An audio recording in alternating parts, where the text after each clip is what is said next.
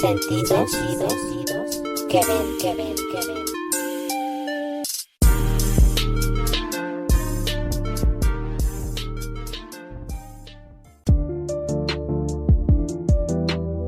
El acceso a la comunicación, en su sentido más amplio, es el acceso al conocimiento, y eso es de importancia vital para que podamos alcanzar el máximo grado de autonomía personal y seamos tratados como iguales. Y nadie duda que la comunicación, en su sentido más completo, solo puede conseguirse mediante el uso de lectoescritura más adecuado a cada individuo, como es, en el caso de las personas ciegas o con muy baja visión, el sistema Braille. Debemos de tener muy en cuenta esto los ciegos y también el resto de las personas que nos rodean. Louis Braille.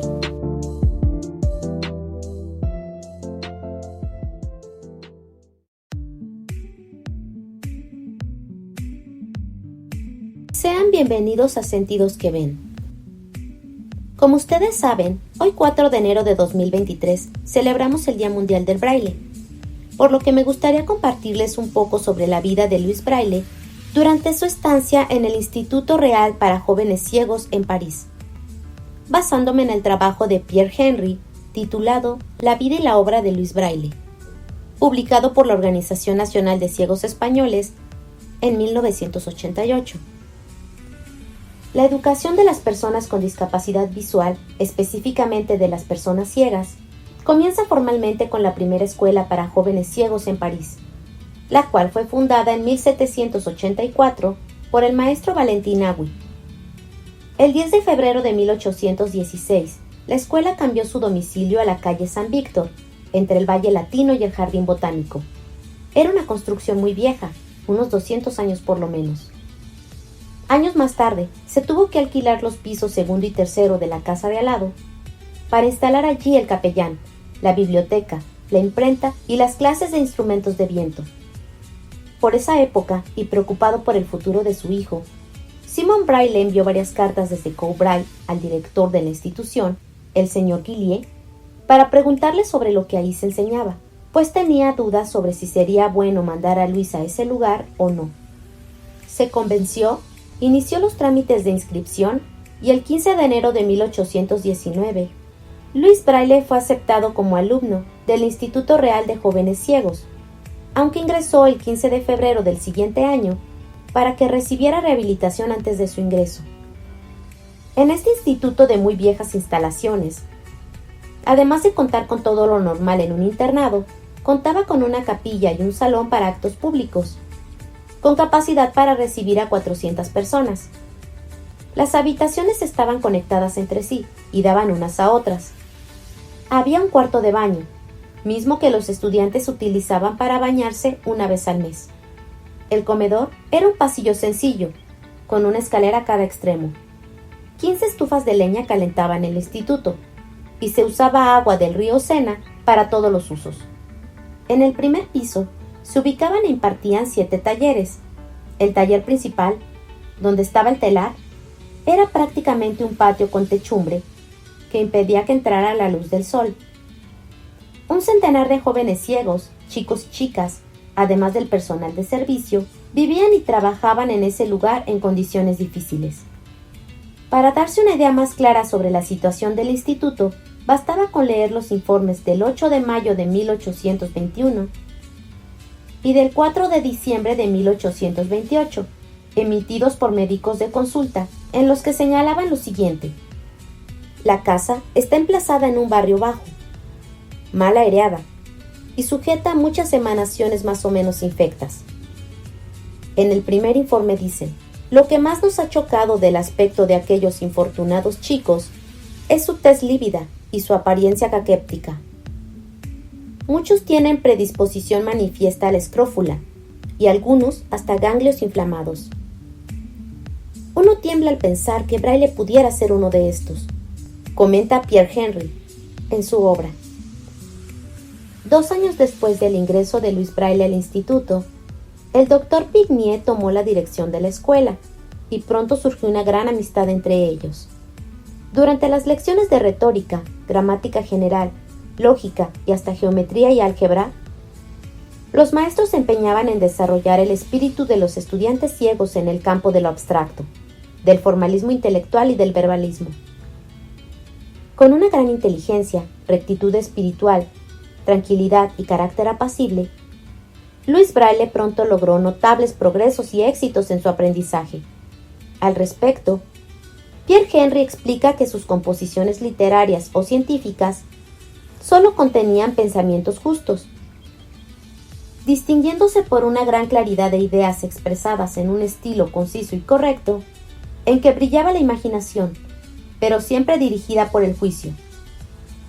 No solo su alfabeto, sino todos los sistemas que sacó de él, así como su procedimiento de correspondencia entre ciegos y videntes, esto es, toda su obra, proclama la existencia de esas cualidades que llamaron enseguida la atención de sus maestros y hasta de la dirección de la escuela. Cercano a los 15 años, los maestros comenzaron a pedirle a Louis Braille que enseñara a los más pequeños las cosas que había aprendido.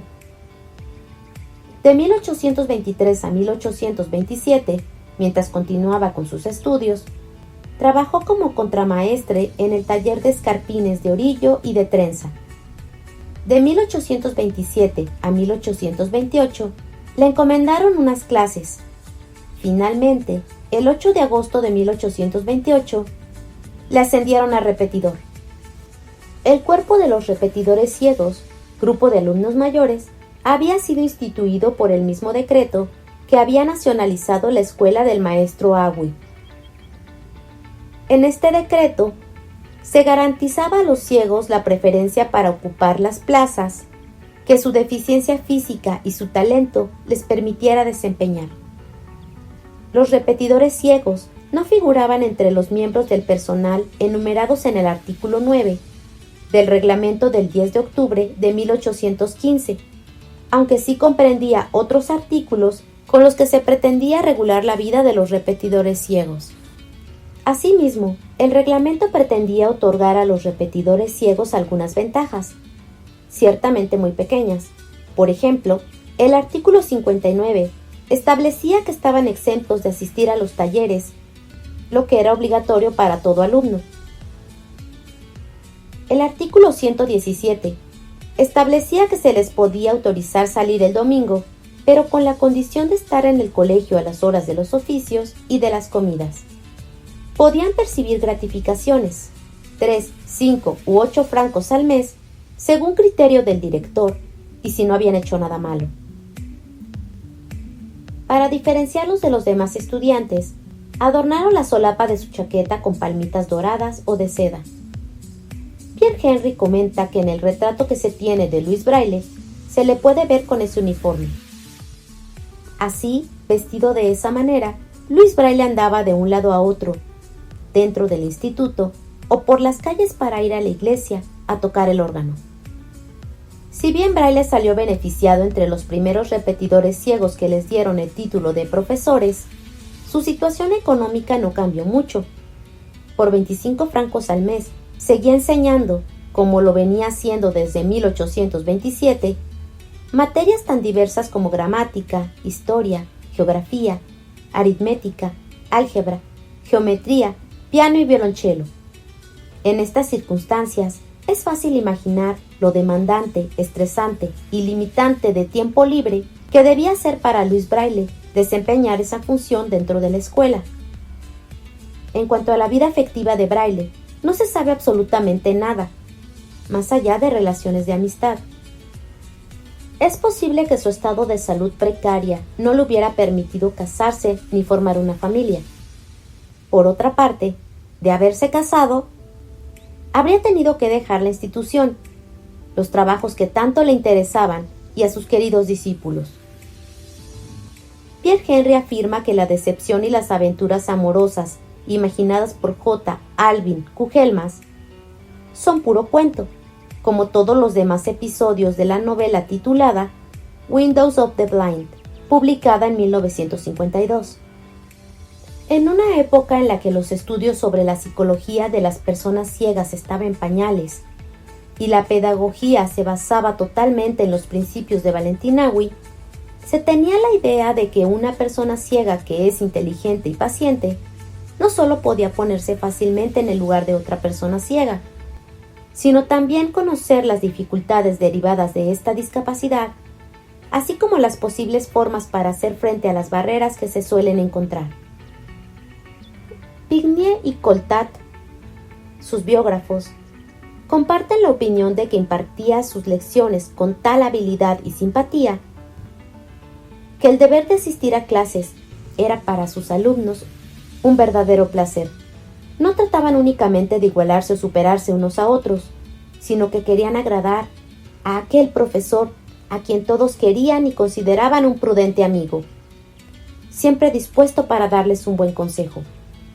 Así fue Braille como alumno y más tarde como profesor, y así fue con sus creaciones, sobre todo con el sistema de escritura para las personas ciegas que inventó y con el que había de hacer pasar su nombre a la posteridad.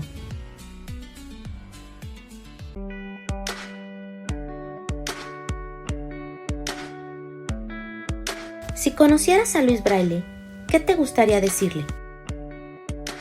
Hola, mi nombre es Brandon Santiago Álvarez Ramírez, estoy en cuarto año de primaria. Si yo conociera a Luis Braille, le daría las gracias porque gracias a él y a su invento, el método Braille, muchas personas con discapacidad visual podremos salir adelante y a pesar de que le costó hacer el método, demostró que muchas personas con discapacidad pueden salir adelante en la vida y ser algo. Hola, mi nombre es Camila, voy en segundo grado de secundaria y si yo conociera a Luis Braille solo le agradecería por este gran invento porque gracias a él personas con discapacidad visual podemos leer y escribir. Por eso hay que compartir el Braille para que cada día más personas sepan sobre él. Hola, soy Víctor Cristóbal Gutiérrez Tapia. Estoy en proceso de licenciatura de la Facultad de Música de la UNAM. Le diría que es maravilloso el braille, ya que es una herramienta esencial para las personas con discapacidad visual o baja visión. Podemos hacer letras, signos, números y hasta símbolos musicales.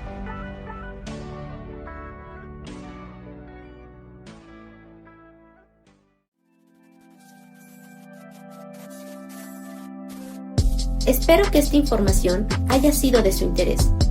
Que estén muy bien. Nos encontramos en una siguiente ocasión. Hasta pronto.